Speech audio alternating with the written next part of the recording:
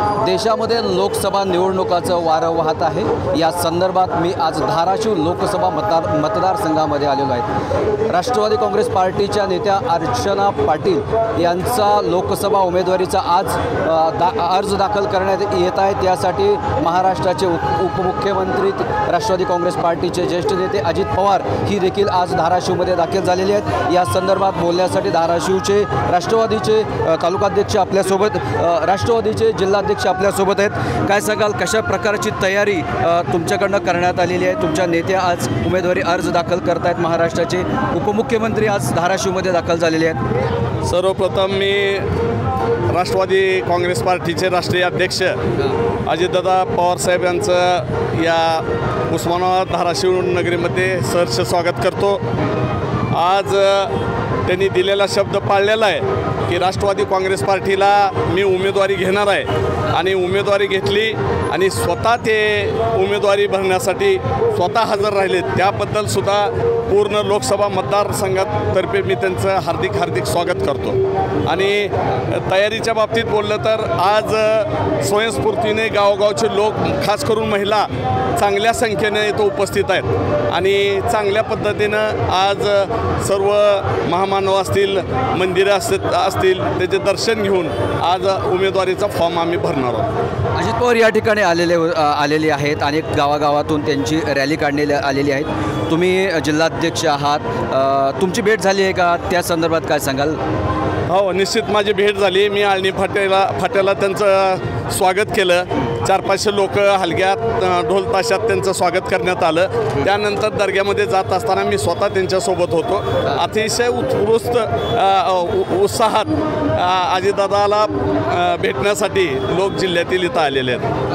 एक अशी माहिती आहे की राष्ट्रवादी काँग्रेस पार्टीमध्ये धाराशिवमध्ये धुसफूस चालू आहे। तुमचे नेते असतील, जे माननीय जे आमदार आहेत काळे, त्यांनी उमेदवारी अर्ज दाखल केलेले आहे।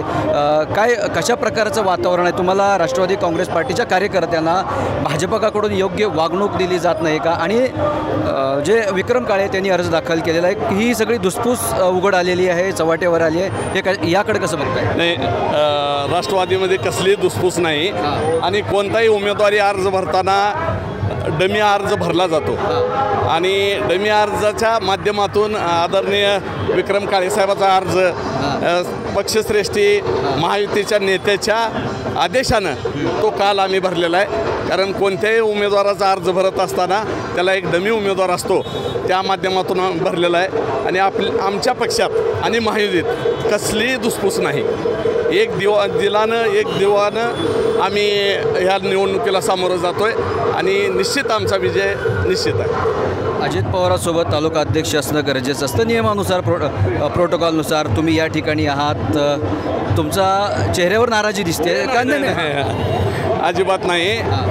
मी जिल्हाध्यक्ष म्हणून दादा मला खूप आत्मीयतेने मगाशी चर्चा केली आणि एवढ्या मोठ्या लोकसंख्येत गाडीत असणं हा काय मोठा विषय नाही।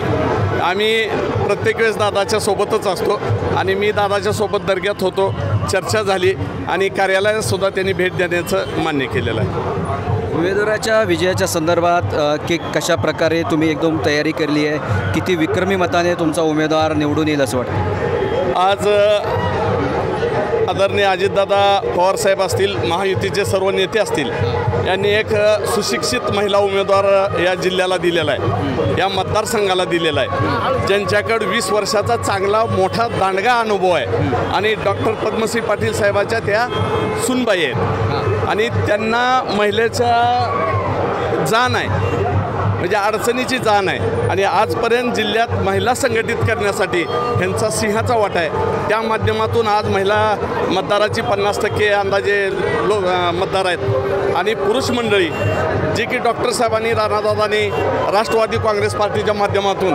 अतिशय भरीव काम या जिल्ह्यासाठी, या लोकसभा मतदारसंघासाठी केलेलं आहे। त्यामुळं विक्रमी मतानं अर्चनाताई पाटील ह्या महायुतीच्या उमेदवार निवडून येतील। नक्कीच तुम्ही आत्मविश्वासानं सांगताय। एक काळ राष्ट्रवादी काँग्रेस पार्टीला या तालुक्यामध्ये, या जिल्ह्याला मान होता, सन्मान होता, तसाच आज सन्मान भारतीय जनता पार्टीकडनं किंवा याकडनं सध्या मिळतोय का?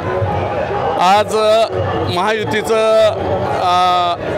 आम्ही निवडणुकीला सामोरं जातो आहे। त्यामुळं सगळ्यात मोठा मान आम्हाला सुरुवातीलाच मिळालेला आहे. हे आमचा उमेदवार आहे, त्याच्यामुळं प्रत्येकाला सोबत घेऊन जाणं हे आमचं कर्तव्य आहे. त्याच्यामुळं कोण ह्याच्यात नाराज नाही, आम्हाला मान दिला का, अमक्याला मान दिला का, सगळ्याला मान दिलेला आहे. कारण इथं महायुतीचा उमेदवार आहे, त्याच्यात 14 मित्र पक्ष आहेत. सगळ्याला सोबत घेऊन आम्ही ह्या प्रचाराच्या रणधुमाळीत सामील होतो आहे. आज त्याची मुहूर्तमेढ म्हणजे आज आम्ही फॉर्म भरतो आहे एवढ्या मोठ्या उत्साहात, आणि जवळपास 50,000 लोक इथं उपस्थित असतील एक माझा अंदाज आहे.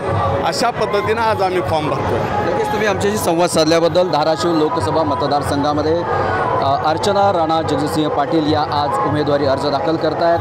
राष्ट्रवादी काँग्रेस पार्टीकडनं म्हणजेच महायुतीकडनं मोठं शक्ती प्रदर्शन आज धाराशिवमध्ये करण्यात येत आहे. महाराष्ट्राचे उपमुख्यमंत्री अजित पवार देखील या ठिकाणी येणार आहेत. भारतीय जनता पार्टीचे प्रदेशाध्यक्ष चंद्रशेखर बावनकुळे देखील या धाराशिवमध्ये आज येणार आहेत. मी गुणवंत दांगा, DRV न्यूज, धाराशिव.